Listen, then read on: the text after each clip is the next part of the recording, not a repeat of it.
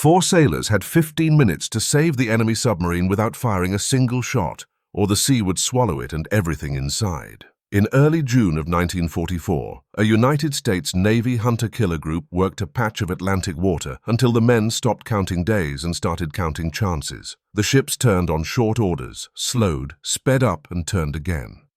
The commander wanted a German submarine alive. That single choice made every other choice harder.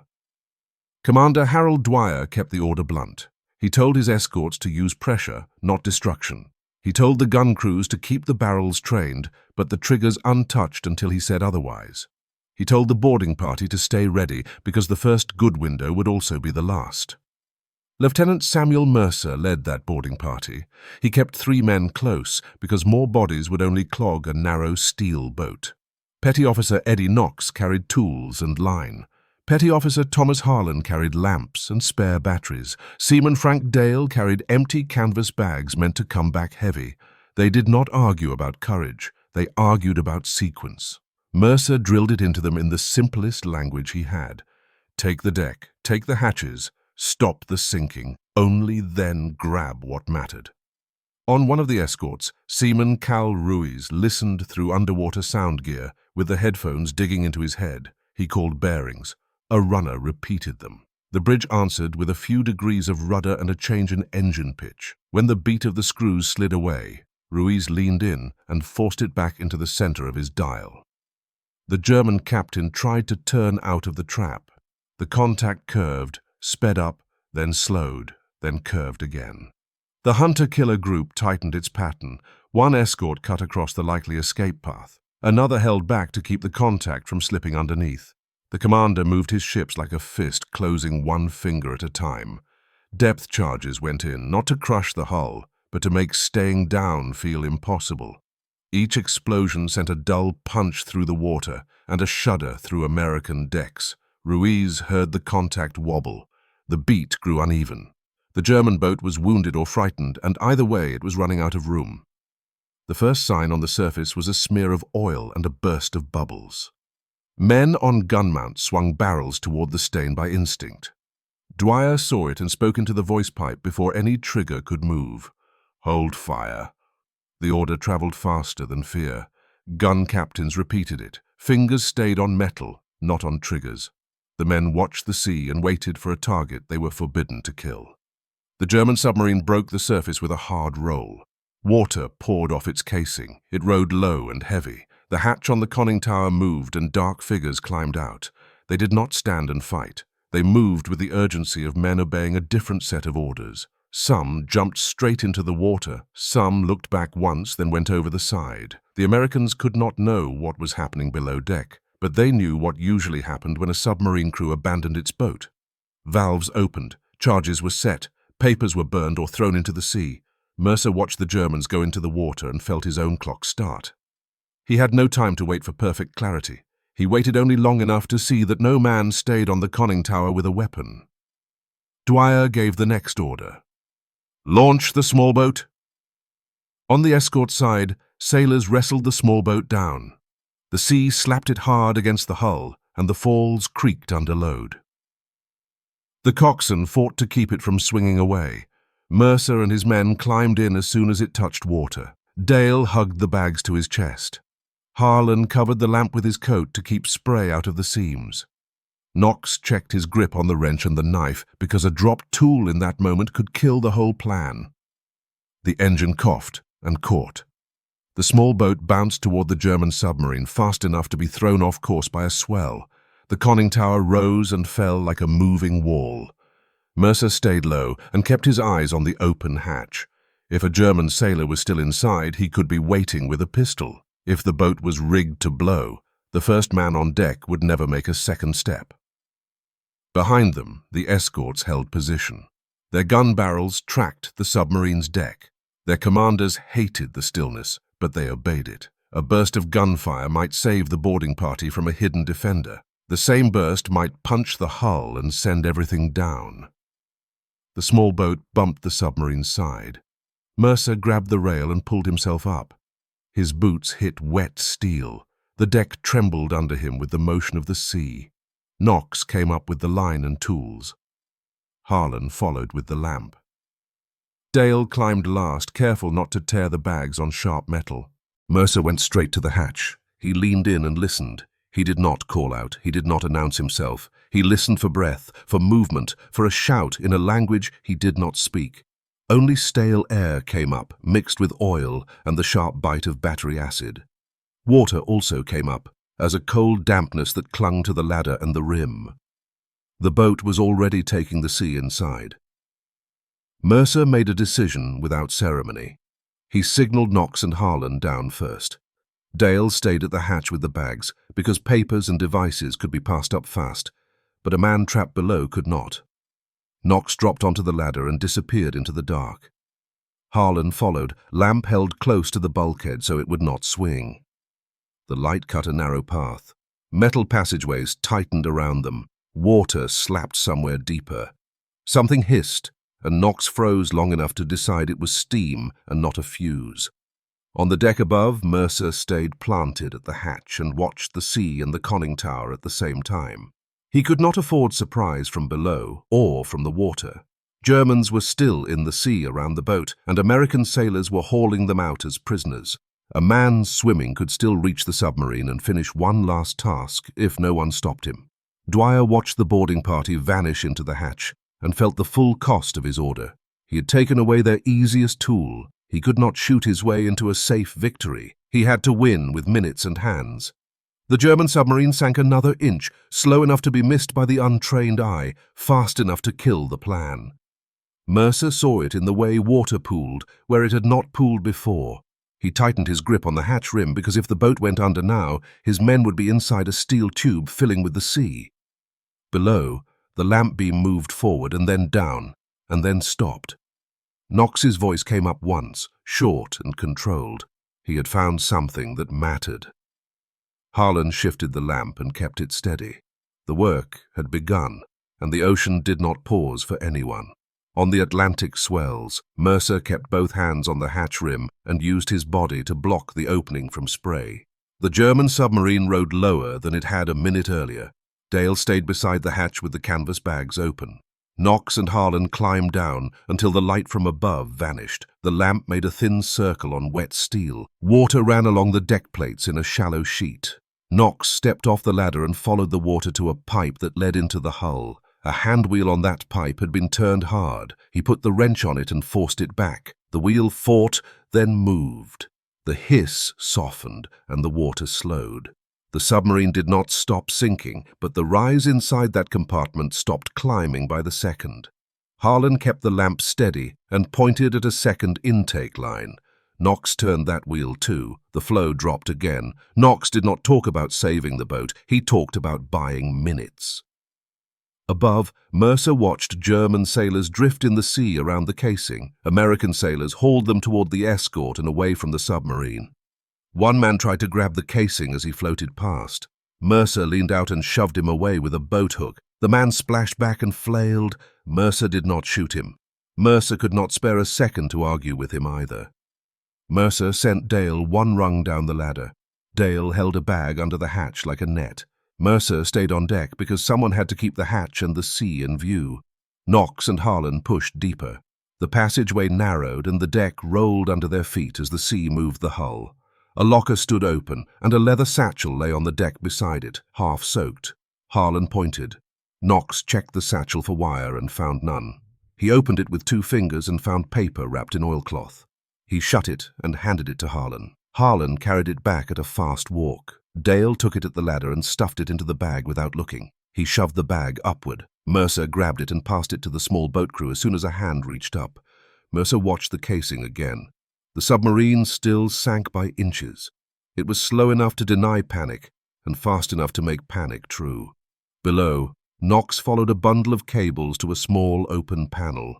Switches had been thrown. A line had been tied off and pulled tight to a bracket, as if someone had tried to keep a lever in place while he abandoned the boat. Knox stared at the line and made himself slow down. He did not know if it held a charge, a valve, or something worse. He tested it the only safe way he could think of. He put 2 fingers on the cord and eased the tension by a hair. Water surged somewhere aft. The sound rose like a throat clearing. Knox snapped the tension back before the surge could build. He felt his heart hit his ribs once, and then settle into work again. He did not touch the cord again. He took his knife and cut a strip from his own belt. He wrapped it around the cord and the bracket and tied it off tighter than before. Then he took the wrench and braced it between the lever housing and a bulkhead seam, turning the tool into a wedge. He could not fix the German scuttling device. He could jam it in place.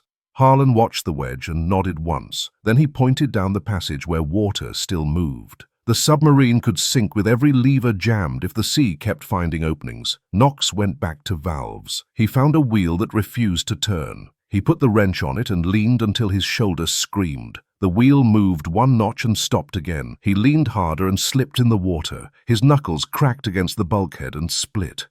Harlan caught him before he fell. Knox wiped blood on his sleeve and reset his grip. The wheel moved another notch. The hiss dropped. The waterline in that compartment stopped creeping. Harlan swept the lamp across the deck and found loose sheets stuck to the steel in wet clumps. Some had been torn, some had been dropped and abandoned. He scraped up the least ruined ones and shoved them inside his coat. He did not stop there. He pushed forward into a tighter space under the conning tower where gauges and dials crowded the bulkhead. Papers lay everywhere. A metal case sat open with more sheets inside it. Harlan reached for that case. Knox grabbed his wrist and pulled him back. Knox did not waste words. Knox pointed at the water at their boots. Knox pointed at the hatch they had to climb. Harlan let the case go. He shoved the loose papers deeper into his coat and turned away. A thud hit the hull above them. Knox froze. The thud came again, closer, like a boot on steel. He could not tell if it was a wave or a man. Mercer felt it too on the deck above. The casing rang under his boots. He moved toward the conning tower base and saw a shadow shift near the far side. A German sailor had climbed back onto the deck, low and fast, using the sea as cover. Mercer ran at him. He did not raise his pistol. He used his shoulder and slammed the man into the casing. The German tried to twist away and reach for something on the deck. Mercer pinned his wrist and drove him back to the edge. The German kicked and slipped on the wet steel. He went over the side and disappeared into the spray. Mercer did not watch him fall. Mercer went back to the hatch because the hatch was the whole war now. Below, Knox took the sound as a warning and made the next action simple. He hunted for another hatch wheel and found it loose, as if someone had started to open it and then fled. He tightened it until it bit. The seal held and stopped a surge that would have rushed down the passage behind them. Knox signaled back. Harlan turned toward the ladder with the papers under his coat and the lamp in his hand. Knox followed and checked the wheels they had turned. None crept back. At the hatch, Dale reached down and took the damp sheets. He stuffed them into the second bag and pushed it up.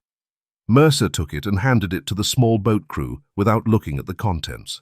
Mercer leaned over the hatch and spoke down once, low and sharp. He told them to get up. He told them tow work was starting. The order meant the submarine was still sinking, and the escort was about to add its own danger.